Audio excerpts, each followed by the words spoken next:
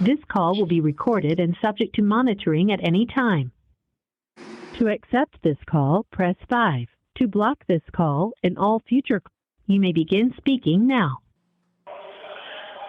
Hello, LFTG. This is Chuckie Taylor, son of former Liberian President Charles Taylor, now more commonly known as Gomai Samel, tapping in. Got a few things to share before the 2-hour interview.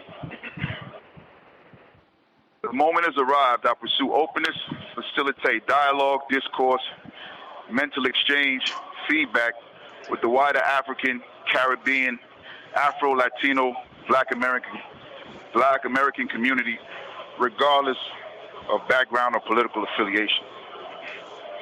At no time have I been afforded the opportunity to deeply speak. In fact, many have sought to reshape and alter the reality and fulfill biases and agendas. Prisoners compelled me to deeply reflect on who I was, what I was connected to. What needs to be understood, and I need to emphasize, world, hear me clear. Despite the strong resemblance to former President Taylor, President Taylor's opponents, detractors, adversaries are not mine. Not now or in the future. There is no need for the opponents of Mr. Taylor to project their opposition onto me. This has been done for far too long. The son must no longer pay for the sins of the father. I personally have no enemies, no wish ill upon anyone, despite all that has happened. In every interview, I rendered a deep apology to the Liberian people. This was done in my first interview with Al Jarreau, second with BBC's Focus on Africa, Audrey Brown, and lastly, Costa's Facebook Live interview. I see atonement as a duty, one that I will not flinch or shy away from. I repeat again, I hold defeat and seek the forgiveness of anyone I may have offended, emotionally or verbally harmed. To those who were not advocated for, when and where possible. To those who I could have financially or socially helped. To anyone that has been negatively impacted based upon my past actions. I am one of few, if not the only man, of notoriety from Liberia's civil war who has publicly apologized to the people. This is done for many reasons.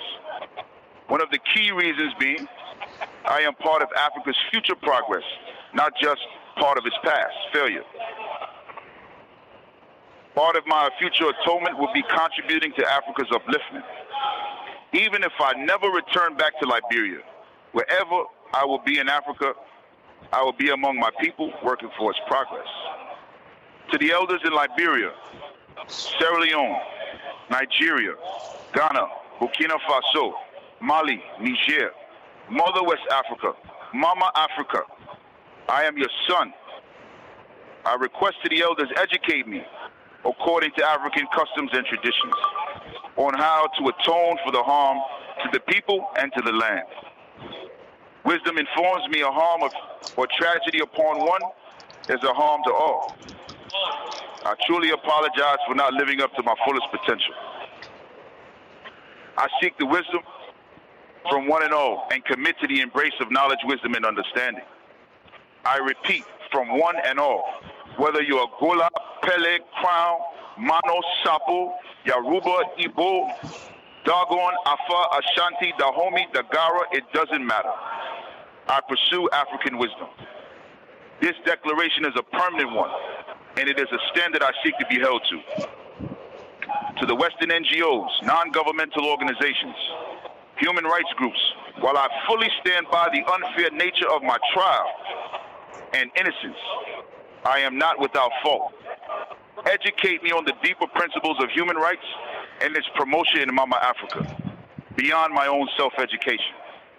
I declare in no world should anyone be promoting human rights more than the African man, woman, and child of the land and the descendants thereof. Aid me in becoming a vessel to promote human rights in all areas of African life, in war and in peace. I want to work tirelessly to contributing to the permanent reconciliation efforts in Liberia to make a stronger society, no matter where I am. I am a neutral party passing judgment on none. This is the first time an ex-dictator's son pushes such an agenda. I seek a part of Africa's future, not its past. Although born in Boston, Mass., I became a man in Africa. I am a Gola man, guided by my Trinidadian upbringing and heritage. I reject any Congo man construct or designation. This time in prison has ushered me towards redemption, strength, and self-correction, a journey I have fully embraced. This time has come for me to seek the support of the community. No man is an island. I am open to constructive dialogue. You can contact me directly with this information. Roy Belfast. Roy, R-O-Y, Belfast, B-E-L-F-A-S-T, inmate number 76556-004, United States Penitentiary, Lee, P.O. Box 305, Jonesville, Virginia, zip code 24263. And I want to reiterate again that This call is from a federal prison. I want to reiterate that this 2-hour interview will be compelling. There's a lot that needs to be discussed, and the truth needs to rise to the surface. Thank you all for listening. Before we end this dialogue, how much time do you have in right now? I have 18 years of being unlawfully convicted, and I look forward to being able to make my case in reference to this. How much time do you have left in your bid? I have a 97-year sentence. Do you have any appeals that you're working on currently? I have no opportunity to get back in the courts at this stage. The only thing that I look forward to now is making an appeal based upon a potential clemency or a pardon by President Trump. One that was dismissed, by the way, by the prior Biden administration under the former pardon attorney. Do you see any hope with Donald Trump? I do.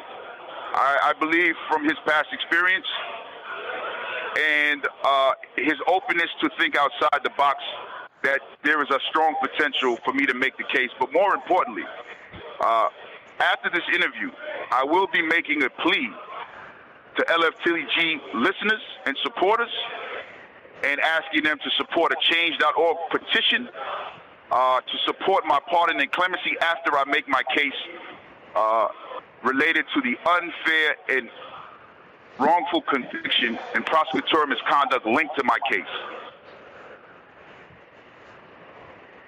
All right, that sounds good. LFTG is here to back and support you in anything unjust, and I will get that word out to the people. Elliot, I appreciate it. What you're doing is powerful. Salutes and big up. Yes, sir. Yes, sir. It's greatly appreciated for you to trust this platform with your word and your story. Well, I'll be honest. Legacy Media has totally barred me from getting my voice out. And from everybody who has interviewed me, I could have sensed the agenda, but I needed every outlet available to me. Legacy Media is no more. It's these platforms that are going to get the truth out to the people. And I'm here to support you. There are a lot of real men behind these walls who have unlawful convictions and who are barred based upon how legislation is constructed. Many people don't know that even if you have wrongdoing in your case, if it's not brought up in a certain time, you will not be able to overturn your conviction. But that's another topic. But yes, thank you. This means a lot. Absolutely. I'm glad we could help you, brother.